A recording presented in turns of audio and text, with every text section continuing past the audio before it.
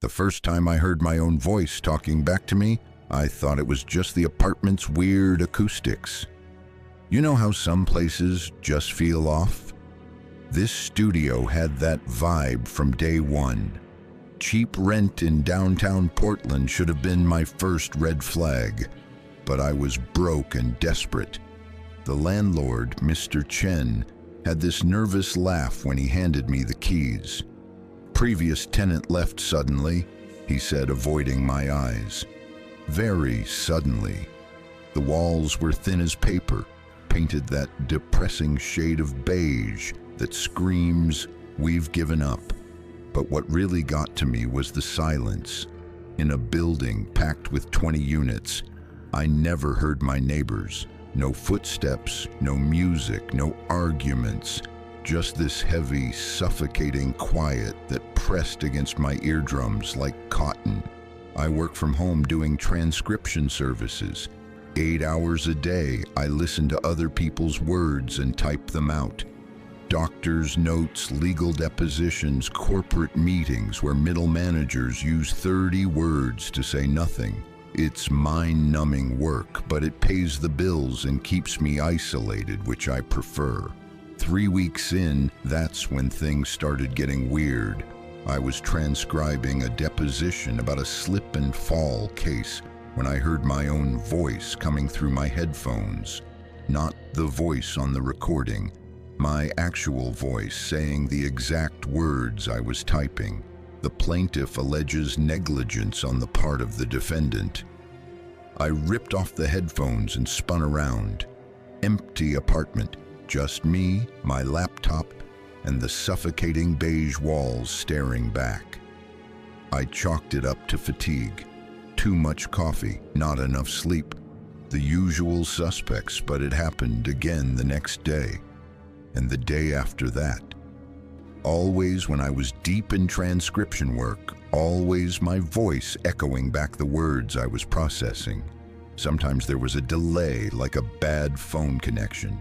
Sometimes it came a split second before I even thought the words myself. I started leaving the apartment more just to escape the weirdness.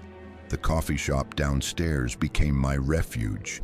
Maya, the barista with the purple hair and knowing smile, would nod when she saw me coming.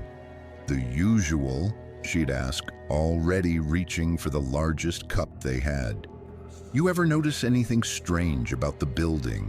I asked her one afternoon, trying to sound casual. She paused mid-pour, steam from the espresso machine hissing between us. "Strange how?" "I don't know. Sounds? Voices, maybe?" Her eyes flickered toward the ceiling, then back to me. "Buildings like this, they hold on to things. Previous tenants leave more than just furniture behind, you know?" She slid the coffee across the counter. "Some echoes take longer to fade." That night, I decided to test it. I set up my phone to record while I worked, positioning it across the room to catch any sounds I might be missing. For 2 hours, I transcribed a particularly boring corporate training video about workplace harassment policies. No voice, no echo, nothing unusual. I played back the recording, expecting to feel foolish about my paranoia. Instead, I heard something that made my blood freeze. There was my voice, clear as day, speaking every word I'd transcribed. But on the video, I could see myself sitting silently, typing. My lips never moved. The next morning, I called in sick and spent the day researching the building's history. What I found made my hands shake as I scrolled through old newspaper archives. 5 years ago, a woman named Sarah Chen, the landlord's daughter, had lived in my exact unit. She was a court reporter, spent her days transcribing legal proceedings. One day, neighbors reported hearing voices from her apartment. Loud conversations, arguments, multiple people talking at once.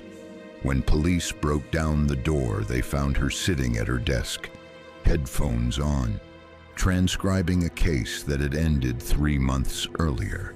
She was completely unresponsive, lost in some kind of catatonic state. The computer screen showed thousands of pages of transcript, but it wasn't coherent testimony.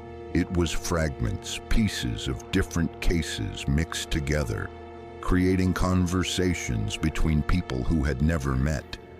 She died in a psychiatric facility 2 weeks later. The official cause was listed as severe psychotic break with auditory hallucinations. I packed my bags that night, but something stopped me at the door. A voice, my voice, drifting from the empty apartment next door. It was reading back the very article I'd just finished reading, word for word. I pressed my ear to the thin wall and heard myself describing Sarah Chen's case.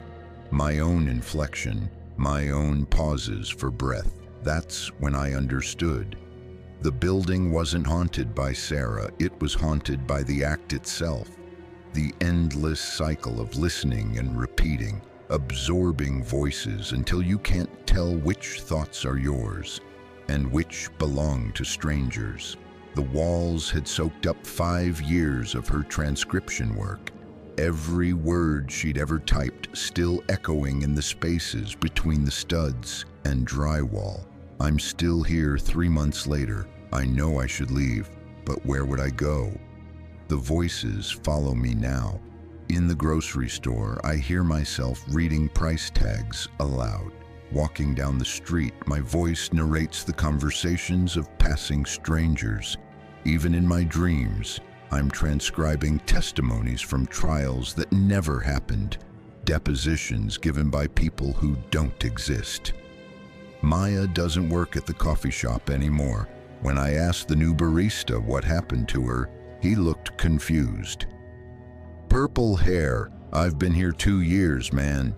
Never seen anyone matching that description. Yesterday, I found a notebook in my desk drawer that I don't remember buying. It's filled with my handwriting, transcribing conversations I've never heard.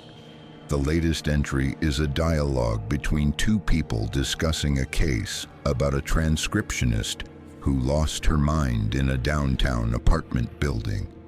One voice argues she was driven insane by isolation and overwork. The other insists she simply discovered that reality is just another voice in the endless loop of human testimony. I can't tell which voice is supposed to be mine. Tonight, I'm going to try something different. Instead of fighting the echo, I'm going to listen. Really listen. Maybe Sarah found something in all that noise, something worth staying for. Maybe the voices aren't trying to drive me crazy. Maybe they're trying to tell me something important about the nature of consciousness itself, about how we're all just recordings playing back experiences we think are uniquely our own. The sun is setting now, painting my beige walls golden.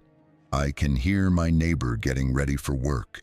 The same routine, the same sounds, every single day. Except I know there are no neighbors. There never were. If you're wondering what's real, maybe you should sign up for the channel's newsletter for new stories.